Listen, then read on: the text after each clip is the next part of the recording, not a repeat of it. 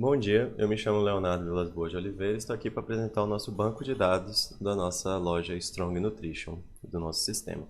O nosso sistema tem como finalidade o gerenciamento de vendas. Então, nós teremos tabelas como funcionário, cliente, venda, produto e fornecedor.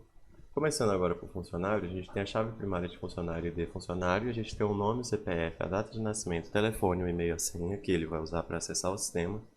O CEP é a unidade federal, a cidade, o bairro, a rua e o complemento. Note que os atributos de endereço eles já estão compostos ao funcionário, o que sugere que o funcionário poderá ter somente um endereço. Senão, seria uma relação multivalorada, uma relação de um para muitos, com uma tabela endereço. Mas a gente preferiu fazer composto, porque a gente não tem como foco armazenar muitos endereços. Com relação ao cliente, a gente tem um nome, o CPF, o e-mail, o telefone, o CEP, a unidade federal, a cidade, o bairro, a rua, a residência, o complemento e o ID cliente, que é a chave primária dele. Aqui a gente tem a venda. Na venda ela tem a chave primária dela, a data da venda, a venda status, que será o ENUM, a gente vai ver mais para frente, e um complemento.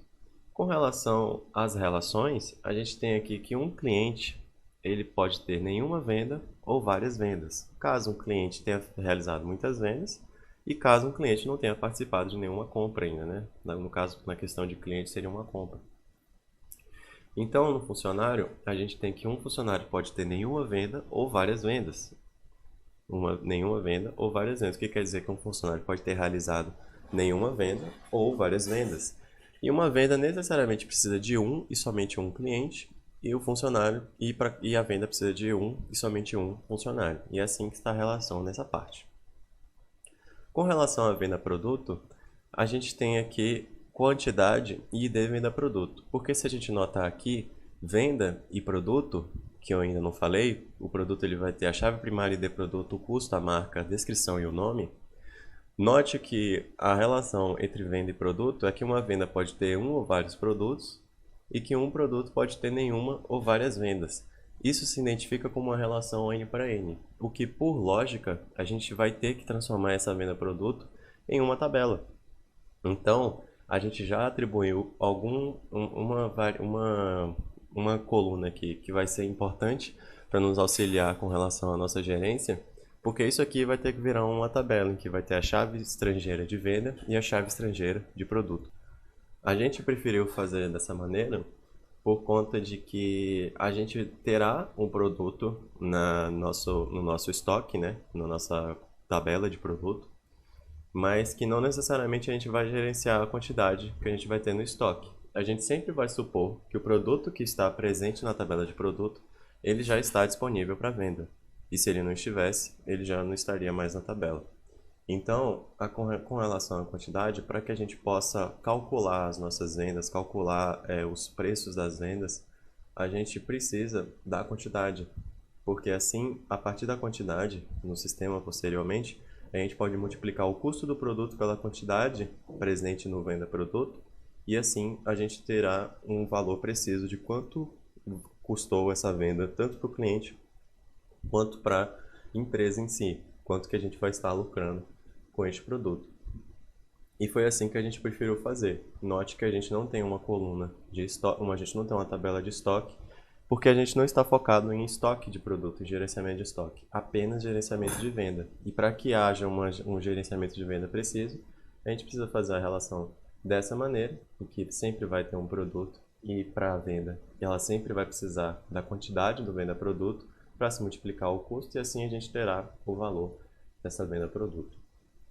Agora, por parte do fornecedor, a gente tem o ID fornecedor, a chave primária, o nome fantasia, a razão social, o CNPJ e também composto a ele os atributos de endereço, que é o CEP, unidade federal, cidade, bairro, rua e complemento.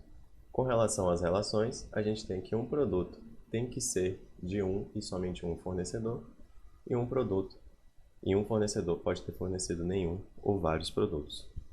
Se a gente quiser dar uma visualizada nele aqui de uma forma como o resultado fica aqui quando a gente roda o banco de dados, assim que a gente visualiza no nosso Debiver aqui.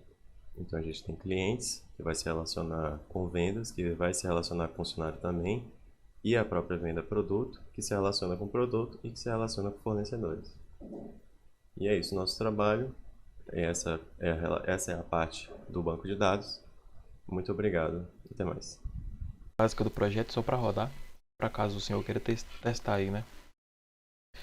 A gente, sobre a stack, né? A gente fez em Nest.js, o back-end. O Nest.js ele vai usar o Express por baixo dos panos e também como ORM a gente usou o Type ORM, né? Para cuidar do banco de dados.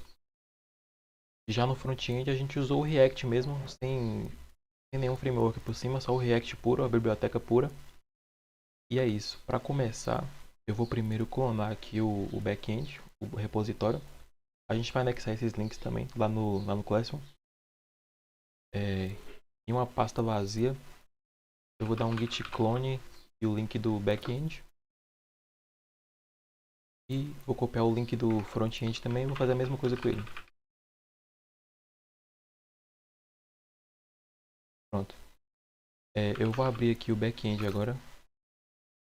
Vou abrir ele com o VS Code. Eu vou falar mais sobre o back-end. A gente vai falar mais sobre o back e o front depois, mas eu queria mostrar primeiro o arquivo de configuração aqui, que é muito importante. .env. A gente tem aqui para o banco de dados as configurações do Postgres. No caso, se o senhor tiver com a porta diferente ou com o usuário ciente diferente, vai ter que ser alterado aqui. Para começar, antes de rodar o back, eu vou abrir o meu Postgres. Eu vou abrir no pgadmin mesmo. Eu vou criar uma nova database. Vou colocar o mesmo nome que está aqui, né? Strong Nutrition. E vou criar. Obviamente ele vai vir sem tabelas, né? Como dá para ver aqui. Porém, o TypeORM já vai gerar para a gente as tabelas sem ter que mexer com SQL. No caso, ele só pede que a gente tenha um banco limpo com esse mesmo nome que está aqui, Strong Nutrition. E ao rodar o back-end já vai ser criado essas tabelas. Abrindo um terminal na pasta do back-end, eu vou rodar um npm install para baixar as bibliotecas, né?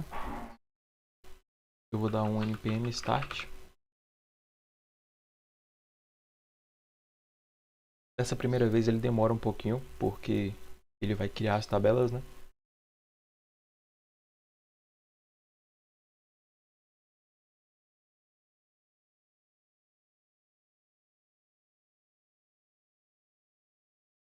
Pronto, ele iniciou aqui. E dá pra ver que em cima dos logs, ele viu que não tinha nenhuma tabela naquele banco, nenhuma dos nossos módulos, das nossas entidades. Ele criou todas. Se eu voltar aqui no pgadmin e dar um refresh, dá pra ver que todas as tabelas foram criadas. Antes de mais nada, a gente tem que vir aqui na tabela users. Deixa eu abrir um script aqui. E eu vou colar um script que está aqui no nosso backend, data.sql. É o script de criar o usuário, né? Porque como a gente está encriptando a senha, fica difícil criar um usuário manualmente, né? E também todas as rotas da aplicação estão protegidas, menos a de login. Então a gente não consegue criar um usuário sem ter um usuário antes, né? Porque a gente precisa do token JWT. Vou rodar esse script aqui. Pronto. E se eu vim aqui, select all from users. Aqui, já tem o meu usuário. O backend está pronto, é basicamente isso. Agora para configurar o front-end, eu vou abrir um terminal na pasta dele também. Vou abrir ele com o VS Code. O front-end é bem simples, não preciso fazer nenhuma modificação, só dar o npm install. Pronto, instalou tudo. Agora antes de rodar, é bom a gente vir aqui na pasta src environment. A gente tem aqui as nossas variáveis. Só tem duas no caso, uma de listagem vazia para a gente não repetir essa string. E a URL base, que é a URL onde a API está localizada, né? Como eu falei, a gente vai falar mais sobre isso depois, porém, lá na configuração da API, ela inicia na porta 3001, então a gente precisa ter certeza que o front também está pegando a API da porta 3001 para dar tudo certo. Eu vou dar o npm start agora para rodar.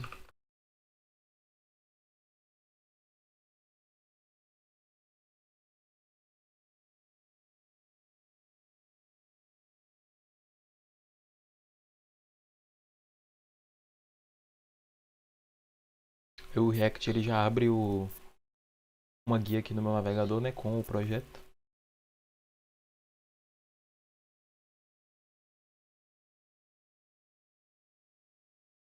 Pronto, demorou um pouquinho, mas ele iniciou aqui. Deixa eu fazer o login aqui agora com aquele usuário que eu criei. alisongmail.com. A senha Alisson com A maiúsculo, 1, 2, 3, exclamação. Pronto, logou aqui normalmente. Eu consigo navegar agora pelas rotas que ele vai deixar. E se eu vir aqui no Local Storage, eu vou ter o token do usuário. E a configuração do back e do front é basicamente essa. Falando um pouco agora sobre o back-end, eu vou mostrar um pouco da arquitetura aqui do Nest.js, como a gente organizou. Tem as coisas básicas aqui de um projeto Node, né? O package.json com as bibliotecas, o tsconfig com as configurações do TypeScript. A gente tem um env com as variáveis de ambiente e o principal aqui no src. A arquitetura do Nest.js é um pouco parecida com o Angular. A gente tem o app module. No caso a gente fez um módulo só, a gente poderia ter feito o DDD, né, Domain Driven Design, que seria tipo cada um das nossas entidades seria um módulo diferente, mas como é uma aplicação pequena, a gente não viu muita necessidade de fazer isso. Então, beleza. Aqui no App Module, ele vai carregar as nossas entidades. Como eu mostrei mais cedo, ele vai criar no banco automaticamente essas coisas aqui. Usuário, fornecedor, produto e tal. A gente faz a configuração do JWT. No nosso caso, o token ele vai expirar em 1 hora. E também tem a configuração do banco de dados, né, que eu vou mostrar daqui a pouco. Ele também inicia os nossos controllers e os services. Eu vou mostrar mais tarde também. Aqui no main.js, a gente configurou um prefixo para a API. Ou seja, quando você for fazer uma requisição, tem que ter o localhost, a porta, que no caso é a 3001, e esse prefixo que é Strong Nutrition /API. A gente também tem o Swagger. Vou mostrar o Swagger aqui rapidinho. Ele gera automaticamente, o Nest.js já gera pra gente. Se eu entrar aqui, localhost 3001 /API docs, a gente já tem aqui a documentação de todas as rotas.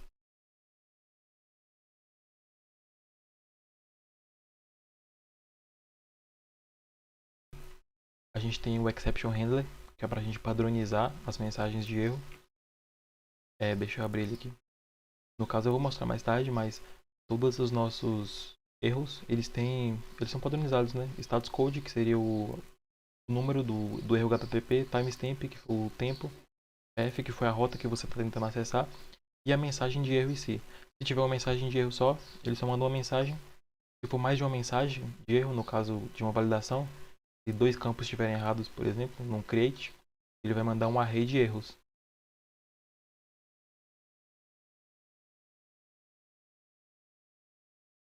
O padrão que a gente está utilizando aqui é o padrão Controller Service Repository. Eu vou abrir um desses aqui, vou abrir o usuário, por exemplo. São todos parecidos. Nessa classe de controller, a única responsabilidade dela é receber a rota, simplesmente manusear a rota. Todas as rotas são protegidas com esse use guard aqui. No caso, ele vai pegar o JWT token e vai ver se ele é válido. E essa anotação controller aqui ela serve para colocar o prefixo da URL, né? Nesse caso dessa user, vai ser localhost, a porta, strong nutrition /API /user. A gente também injeta o nosso service aqui, injeção de dependências. E nele a gente tem os métodos básicos, né? O find, que seria para pegar uma lista de usuários, que está paginado aqui. Find by ID para pegar um usuário só. O create para criar um usuário. Update para atualizar um usuário. E o delete para deletar o usuário. Eu vou abrir agora o service de usuário para mostrar aqui. No service a gente injeta o repository para manusear o banco de dados. No caso o TypeRM ele já vai gerar para a gente isso aqui. Só precisa injetar, não vai precisar fazer uma interface repository igual outros frameworks. No find a gente verifica que se foi passado o page e o page size para fazer a paginação. Se não for passado a gente passa o 9999, que é para vir todos logo, né? Para não deixar obrigatório. Aqui ele vai calcular a paginação, né? Vou mostrar mais tarde também. A gente tem uma pesquisa também. Nesse caso aqui do usuário vai ser pelo nome e pelo e-mail. E aqui com o TypeORM a gente faz o find and count. Ele vai pegar a pesquisa, a paginação e vai mandar pra gente os usuários com o total, os usuários paginados com o total. Inclusive, essa função aqui retorna um paginator interface, passando um tipo genérico. Eu abri a interface aqui. A gente que criou isso. Ele recebe uma interface genérica. Esse content vai ser o conteúdo, um array de usuários, de produtos, de vendas, por exemplo, e o total, né, para a gente conseguir lidar na paginação. No caso, se eu passar aqui no page 1 e page size 10, ele vai me retornar 10 usuários, só que o total pode não ser 10, né? Eu posso ter 20 usuários, por exemplo, para a gente mostrar lá no front. O find by ID, a gente faz uma verificação se esse usuário realmente existe antes de mandar ele, né? Se ele não existir, a gente manda um not found exception. No create, bem simples, a gente só cria. No update, a gente recebe o user DTO, que é o data transfer object, eu vou mostrar também, e edita esse objeto com o usuário original e salva ele. E o delete a gente só apaga esse usuário, né? A gente apaga as vendas dele antes de apagar o usuário, para não dar problema no banco de dados. E a arquitetura é basicamente essa. Tem também aqui os DTOs, são os objetos que a gente recebe do front, não são as entidades, e é exatamente o que a gente vai receber lá do front-end. A gente coloca umas validações nele aqui também, por exemplo, né? Como eu tinha comentado, e a senha deve conter letras maiúsculas, minúsculas, números e caracteres especiais, por exemplo. A gente tem os enums também, no caso só um enum de venda status. Tem um helper para validar a senha, como eu mostrei aqui, ó. Aqui no DTO a gente valida essa senha, se ela é uma senha válida, se ela é uma senha com letras maiúsculas, minúsculas, números e caracteres especiais. A interface eu já tinha mostrado. A gente tem uma paginator interface, que ele recebe um tipo genérico. A gente tem payload interface também, que é para, na hora de verificar em toda requisição ele vai verificar se esse token do passado do usuário ele é válido. Nos models, a gente tem as nossas entidades. No caso eu vou mostrar de usuário mesmo. A gente passa manualmente aqui o nome, porque eu não quero... Se a gente não passar nome, ele iria criar com o maiúsculo, que é minúsculo, né? No caso das propriedades que estão com camel case, ele iria criar as colunas com camel case também. Então a gente passa manualmente aqui. No caso do ID user, com o underline. E no data nascimento também. Tem algumas validações aqui também, né? Na hora dele criar o banco. O tipo dessa coluna. E se ela pode ser nula ou não. E é basicamente isso. A gente também tem aqui o strategy. Esse strategy é uma coisa bem específica do Nest.js. No caso, esse JWT strategy, ele vai verificar em todas as requisições se o JWT token ele é válido. E esse local strategy, ele é pro login. Na hora de fazer o login, ele vai validar o usuário e ele vai, se esse usuário não passar uma senha ou e-mail inválido, ele não vai deixar fazer o login, né? Bom, iniciando aqui a apresentação dos CRUDs, né? Eu vou realizar a apresentação apenas do CRUD de produto, porque todos os CRUDs são bastante parecidos e como o CRUD de produto é mais enxuto, eu consigo fazer uma apresentação mais densa e de melhor qualidade, né? Bom, falando um pouco sobre a interface, nós temos aqui alguns campos como ID, nome, descrição, marca, preço e também o fornecedor que vai ser portado ali na parte de fornecedores, por conta que todo produto tem que ter um fornecedor que disponibiliza este produto, né? Partindo agora para a tela de produtos, a gente tem a questão daqui do handle open e handle close, que é relacionado à abertura do modal. Aqui a gente tem conforme o handle product select, vai chamar o handle open e setar um produto como selecionado, né? No caso ali, se ele acessar um produto da table. A gente tem agora o título, né, o cabeçalho da página de produtos com o título e o botão novo para adicionar um novo produto ali e abrir um modal. A gente tem aqui esta seção da tabela de produtos e o modal de produtos. Partindo para a tabela, A gente inicia aqui falando um pouco sobre a Snackbar, que vai ter sua implementação aqui para demonstrar algum erro ou algum efeito sucedido com sucesso, né? A gente tem uma rede de produtos, que esses produtos vão ser capturados realizando a pesquisa através do Fact Data, né, que vai procurar esses produtos. Logo quando inicia aqui a página, né, ele vai chamar um Use Effect, que chama o Handle Search. Esse Handle Search chama o Fetch Data e faz um find e pesquisa para ver se tem algum produto já armazenado no back-end. Se tiver algum produto armazenado no back-end, ele vai armazenar nesse a rede de produtos e esses produtos vão ser exibidos no table, né, neste caso.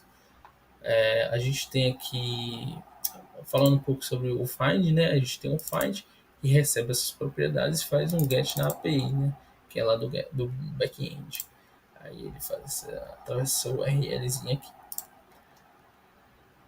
Falando um pouco aqui sobre o cabeçalho ali de pesquisa, a gente tem o nome, a marca, que através desses dois a gente consegue fazer uma pesquisa no back-end e demonstrar no table para ver se há algum produto adicionado que repercute, né, essa marca e esse nome. A gente tem a opção de limpar e pesquisar, né? A gente tem aqui o Render Search, que faz através desses dados informados a pesquisa. Já dentro da table, né, a gente tem o table head aqui com a head de cabeçalho, né? A gente tem o ID, o nome, a marca, o preço e o fornecedor com os exibidos dos produtos. Dentro já do T-Body, né? A gente faz um map dentro do array de produtos e verifica com base ali no ID cada produto e cada produto sendo armazenado conforme seus dados no table data, né? O ID, o nome, a marca, o preço, o nome fantasia, perdão. A gente também fez a implementação da paginação. Acho que, se eu não me engano, vem por padrão 10 por páginas, né? Mas você pode alterar a quantidade e realizar essa paginação dentro da página. Bom, falando agora um pouco sobre o modal de produtos, a gente implementou a biblioteca UP para realizar a validação dos campos do formulário, né, ali no modal. A gente colocou como obrigatório o nome, a descrição, a marca e o preço. Se tentar realizar o update ou a criação de um produto e esses campos não estiverem preenchidos, né, algum desses campos pelo menos, vai causar um erro e vai pedir para prosseguir somente com todos os campos preenchidos. Aqui a gente tem a interface do modal, né, com props, tem o Open, o Close e o Select Product. Aqui a gente tem a questão dos campos, né, que vão ser utilizados no modal, e a gente tem aqui uma observação que é o fornecedor, que a gente vai estar utilizando um Select para associar o fornecedor ao produto. Então a gente vai fazer uma pesquisa nos fornecedores e essa pesquisa nos fornecedores vai direcionar a questão para qual fornecedor o produto está ligado, né? A gente vai fazendo aqui logo quando abrir a página, a gente vai fazer um find de fornecedor, vai procurar todos os fornecedores cadastrados no sistema e vai setar esses fornecedores dentro do select, né? Que dentro do state que vai ser utilizado aqui embaixo no select para ser associado ali na hora do armazenamento. Falando agora sobre o create produto, né, e o update produto, a gente chama aqui dentro dessa função async, a função da criação do produto, que vai passar um produto, né, e esse produto vai ser criado e vai ser retornado no snack, né, a mensagem se for cadastrada e se não foi, né.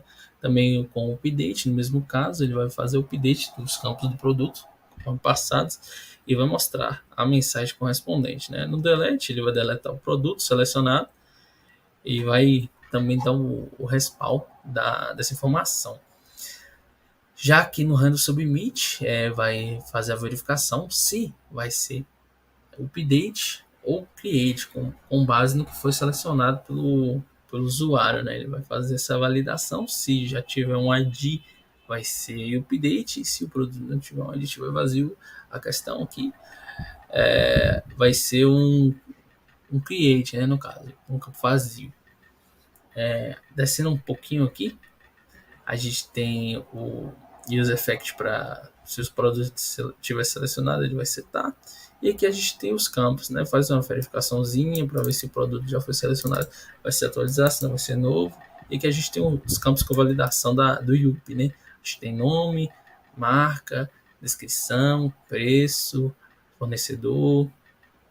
E o fornecedor é a questão, como falado anteriormente, do select, né? Vai fazer uma pesquisa no find lá do back-end e com base no back-end vai demonstrar todos os fornecedores cadastrados dentro desse select para que eles possam ser associados aos produtos conforme a necessidade do usuário, né? Aqui a gente tem, conforme lá falado também, se for para update vai aparecer a opção para apagar e se não, né, a gente tem a opção de salvar somente. E aí eu finalizo essa parte do código. Bom, agora demonstrando os CRUDs na parte do front-end, né, na interface. Estou aqui no CRUD de usuários. A gente tem aqui a table, né, como mencionado no código, exemplificando lá a parte de produtos. A gente tem os seus campos nome, ID, e-mail, CPF, o campo de pesquisa e o campo de e-mail, né? Aqui no campo de pesquisa, né, tem e-mail e nome. Vou realizar aqui um cadastro, né? Cadastrar meu nome. Um CPF fictício que possui máscara, né? Como assim demonstrado. Um e-mail fictício também. Uma senha qualquer, 1, 2, 3, 4, 5. Data de nascimento, vou colocar a minha, normal. Telefone, eu vou colocar um telefone qualquer aqui, que não existe. Preferência. CEP também. E os outros campos não vou preencher. Tá vendo que a senha aqui passou uma validação, né? Ele pediu que deve conter letras maiúsculas, minúsculas, números e caracteres especiais. Já possui uma máscara. Cadastrar uma senha qualquer aqui. Tentar salvar agora. Agora foi. E já apareceu aqui a notificação da parte do contest lá, como foi exemplificado nas videoaulas anteriores, como foi demonstrado, perdão, com a informação de sucesso, né? Aqui agora eu vou demonstrar, vou abrir e vai dar para editar. Vou poder alterar um nome aqui, deixar só Novaes, só Guilherme, perdão, salvar. Ele vai pedir a senha. Se tentar salvar agora, foi. Vou tentar apagar agora. Ele apagou. Correndo tudo tranquilo na parte de usuários. No CRUD de fornecedor, vou tentar cadastrar um CRUD aqui. Vou tentar cadastrar um fornecedor. Também com números aleatórios. Só para demonstração. Salvar. Fornecedor foi cadastrado com sucesso. Vou realizar o apagar dele, né? Para demonstrar que também está funcionando no fornecedores. E vou agora na parte de clientes. Vou tentar cadastrar novo. Na verdade, nesse eu vou tentar editar esse cliente aqui. O CPF dele está 222, vou colocar 1 para demonstrar a edição. Vou salvar e deixar assim. Aqui já demonstrou que o CPF dele foi alterado com sucesso. Que a gente tem os campos, né, do modal para inserir os dados. Vou tentar salvar aqui sem inserir nada e ele vai acusar aqui que precisa, né, ser inserir os dados. Fechar. Agora para a parte de produtos. Na parte de produtos já temos alguns aqui cadastrados. Vou abrir aqui um. Aqui eu vou demonstrar o select, né? Como a gente só tem um fornecedor cadastrado, ele vai demonstrar só o fornecedor no qual está cadastrado, né? Que seria os suplementados. Então ele está aqui, mas o select está funcionando. Eu vou até cadastrar um fornecedor aqui para só demonstrar ali que ele está funcionando corretamente.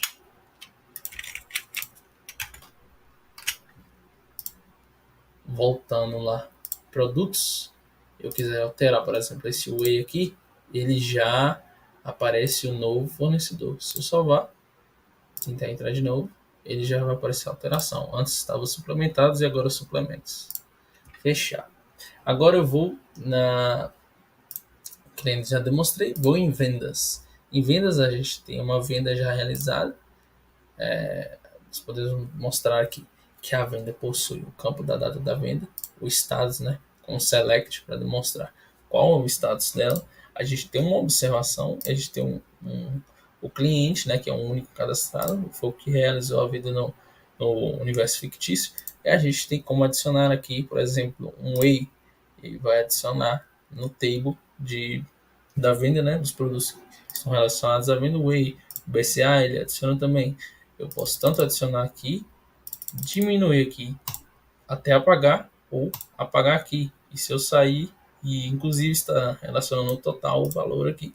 Se eu salvar e sair, ele vai demonstrar que a venda foi atualizada com sucesso. E vai estar aqui. Para exemplificar melhor, eu vou estar realizando aqui o cadastro de uma venda, na data de hoje, 12 do... Perdão, 05 de 12 de 2023. O status, vou colocar como concluído, o cliente Haroldo, coloca aqui um tal deste suplemento hipercalórico, qualquer coisa aqui na observação, dá um valor de 99,99 e salvar. E ali ele vai demonstrar o funcionário que realizou essa alteração aqui, essa venda, o cliente, a observação e o status. O funcionário, no caso, é o que cadastrou a venda, né? Que é o que está logado em si, né? Ele faz ele pega esse usuário. E assim encerra a apresentação a parte da interface dos CRUDs.